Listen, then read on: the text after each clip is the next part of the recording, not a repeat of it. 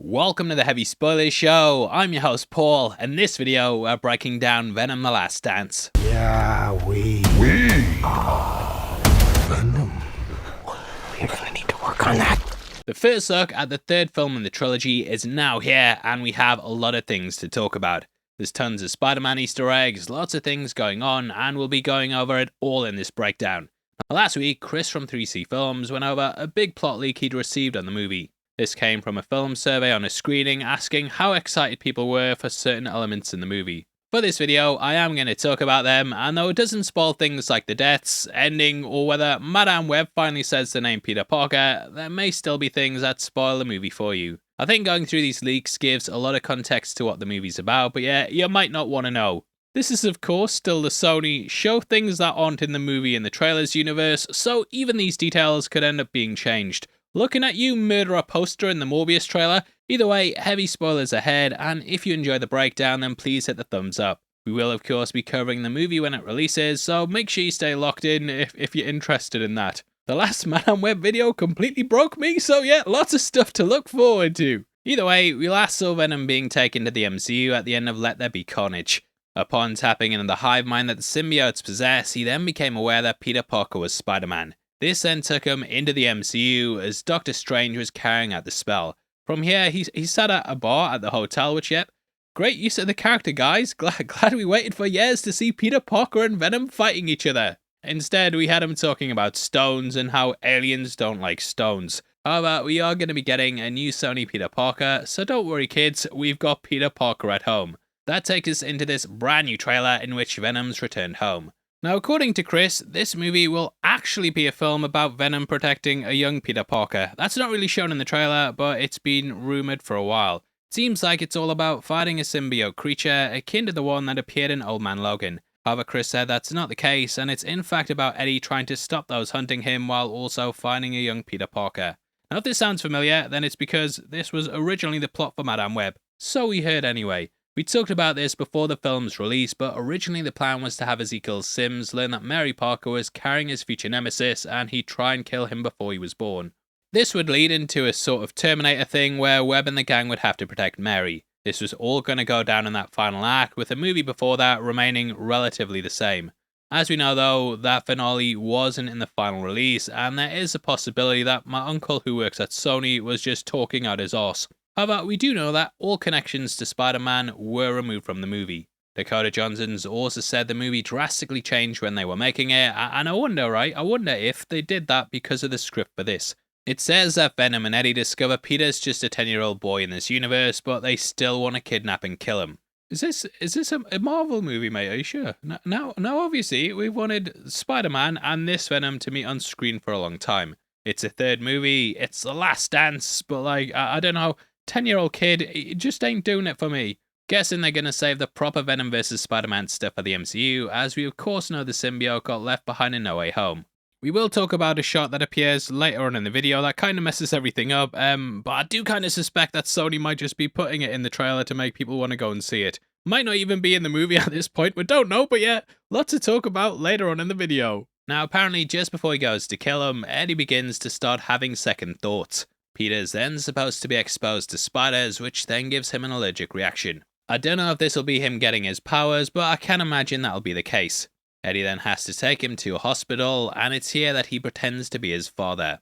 Now, whereas Ezekiel Sims was steadfast in trying to smash the Spider Women, Eddie realizes he can be a mentor-type figure to him. It's kinda leaning into the lethal protector thing, which Venom also touched upon in the last movie. This moniker had him becoming, well, a lethal protector, and it's going to be interesting to see if they lean into that. So that's kind of what your basic premise for the movie is, and yep, the studio that brought us more BS is bringing us more BS. Shabao, use that all the time and it's still a good one. Delay that Craven movie another year. Now Venom's apparently unhappy about this, and the pair go through their usual odd couple routine. Honestly though, it's probably the best parts of these movies, with Tom Hardy really getting to ham it up. However, every movie needs a villain beyond that, and here it comes in the form of Stephen Graham. Stevie Graham? In the last film, he played Detective Patrick Mulligan, and he was infected by an offshoot of Carnage. That is, Toxin.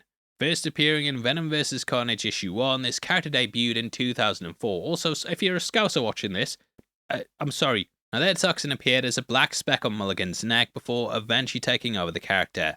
Known as the 1000 symbiote in its lineage, Toxin packs all the powers and memories that the previous ones had. Toxin is extremely powerful and more than capable of standing against Venom. Now where things differed is that, due to Mulligan being the host, Toxin isn't necessarily a bad guy. Being a policeman imbued him with a certain sense of honor, and he's even worked alongside Spider-Man.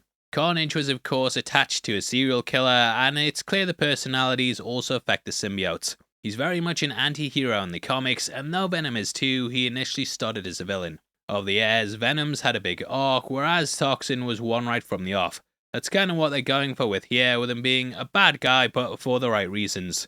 Cris said that his goal is to destroy all monsters, with this of course including Venom. However, he apparently also wants to destroy Peter, as he sees Spider-Man as being a monster himself. Now, in order to do this, in order to destroy the monsters, he's gonna need to make other monsters.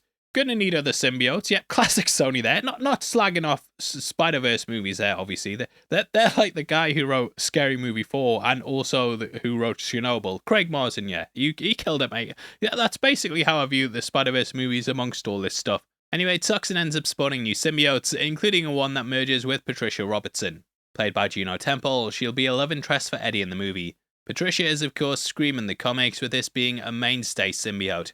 If you played the recent Spider-Man 2 PS5 game, then you'll know the character also appeared as a boss. This took over someone we won't spoil, but now we're getting a version more akin to the comics. In the source material, she was a communications specialist in the army that worked at a radar station out in Canada. Coming across a lab littered with corpses, it was revealed this location had been studying a Venom clone. This escaped, and after killing the scientists, it stowed away on her. Eventually it bonded with Patricia before travelling to New York to kill Venom. The rest is history, with Scream's powers being based around her powerful scream. That's kind of akin to Shriek, but beyond this though, she also has her hair which she can use as a whip.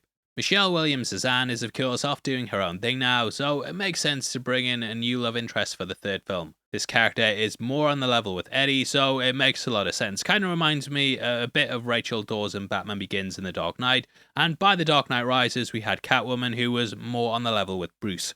Now there are rumours that they're doing the Life Foundation, which will have several villain symbiotes. These aren't the only antagonists either, and beyond that we'll also get a group known as the Jury. These are a team of vigilantes that come from the comics who will have their own beef with the symbiotes. Led by Orwell Taylor, he's going to be played by Chiwetel Ejiofor. Now in the comics, Orwell worked at a superhuman prison known as the Vault. A high-ranking general, his son Hugh had followed his footsteps into the army. Working at the Vault, Hugh then ended up being killed by Venom. Orwell swore revenge, and he formed the group The Jury, who are judge, jury, and executioner, made up of his former army buddies who are apparently going to be getting something similar in the movie. And the plot leaks have said that his son was killed by Carnage during his prison escape from the second movie. So Eddie basically has to keep Peter alive and deal with attacks on both sides. I can actually see things from both sides, mate, and Eddie's gonna have to stay vigilant. Need to have a fresh set of clothes to change into if things go awry, and you should really check out the merch store below the video. We've got some It's All Connected Marvel shirts on sale right now. We're also on the last of our X-Men 97 prints, so if you're interested in that, then this is your last chance, like your last dance, your last chance to get one. House of the Dragon and the boys are right around the corner too, so you got loads of stuff to get you looking good for the summer. Mrs. Chen returns too, and we have a Venom horse as well. Now, other things we need to talk about are the multiversal elements that played into the trailer.